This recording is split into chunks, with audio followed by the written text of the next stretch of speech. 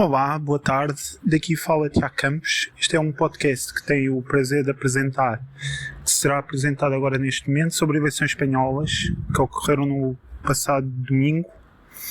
Tenho a comentar que, para começar, que o Partido Popular era o favorito para ganhar as eleições legislativas, o que de facto veio a ocorrer.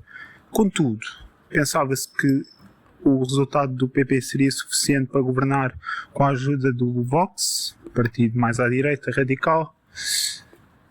Só que isso não aconteceu e tivemos uma situação em que o PP, que aparecia nas sondagens com cerca de 36%, acabou por ter só 33%, e o PSOE, que aparecia em todas as sondagens abaixo dos 30%, se não estou em erro, acabou por ter menos 1% que o PP, 32%, o que surpreendeu e mostrou que os incumbentes têm tido bons resultados pela Europa fora e pelo mundo inclusive. Os incumbentes têm tido, surpreendentemente, resultados muito mais fortes que as sondagens nas diversas eleições que têm ocorrido. Foi o que aconteceu agora na Espanha, foi o que aconteceu na Grécia há uns meses, em junho.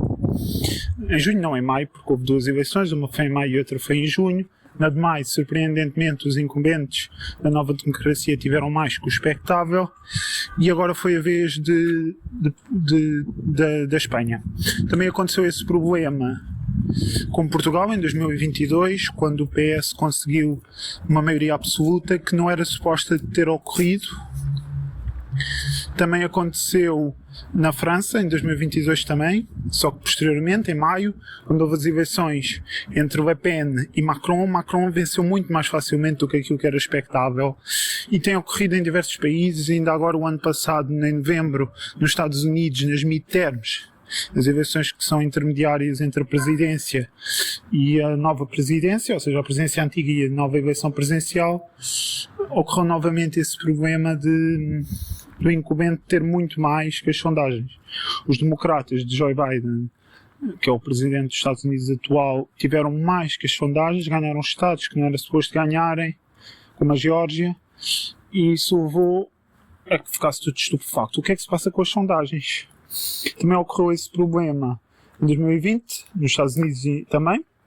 Nesse tempo foi por causa do Trump, que o Trump era visto como um perdedor à partida nato, tinha perdido e ia levar uma derrota escandalosa, e no final ficou mais ou menos taco a taco.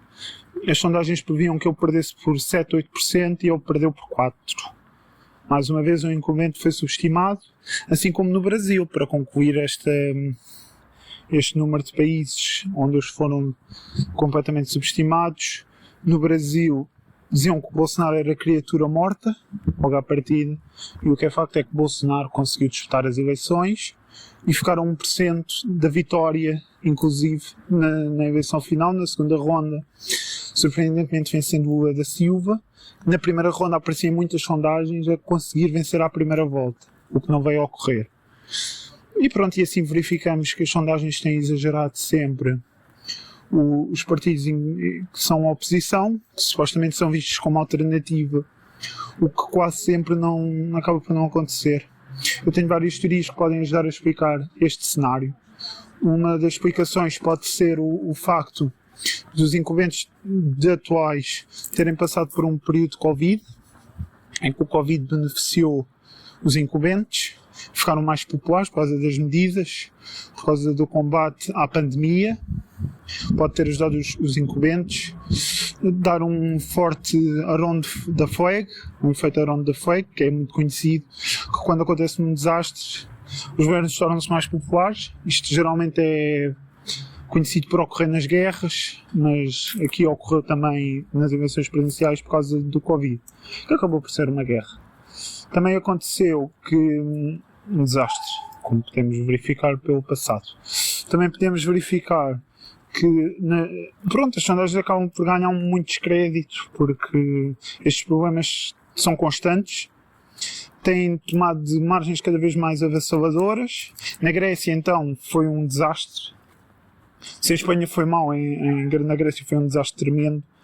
As sondagens davam taco a taco quase a Nova Democracia com o Syriza, e o Syriza mal chegou aos 20% e na segunda eleição nem isso chegou. Foi um desastre pleno. Portanto, alguma coisa tem que mudar na indústria das sondagens. O podcast acaba por ser um pouco uma mistura de sondagens com o que aconteceu em Espanha. Agora vou falar um bocado do que aconteceu em Espanha antes de terminar o podcast.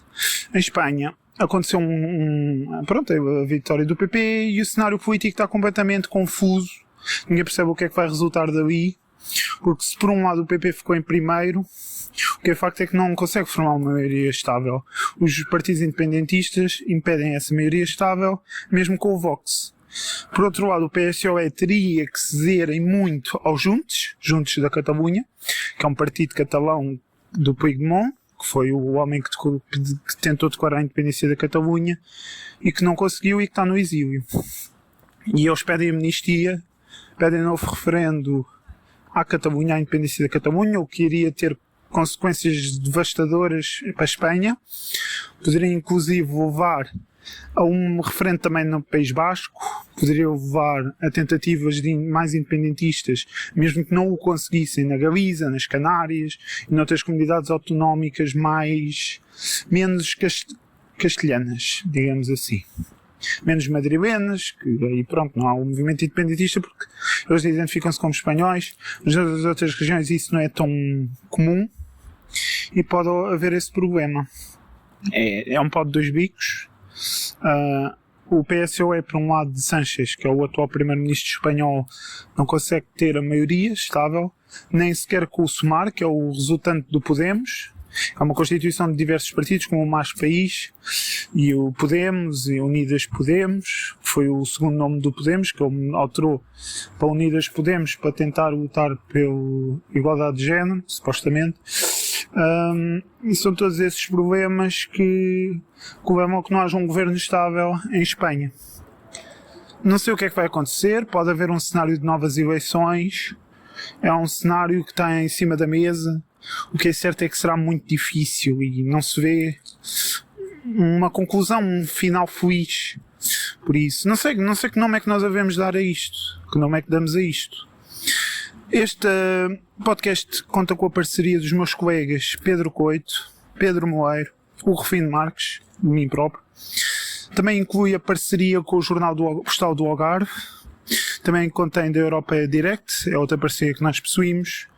Espero que continuem a acompanhar o nosso podcast, a ouvir semanalmente o que temos a dizer, no meio de muitas verbaitadas, como é óbvio.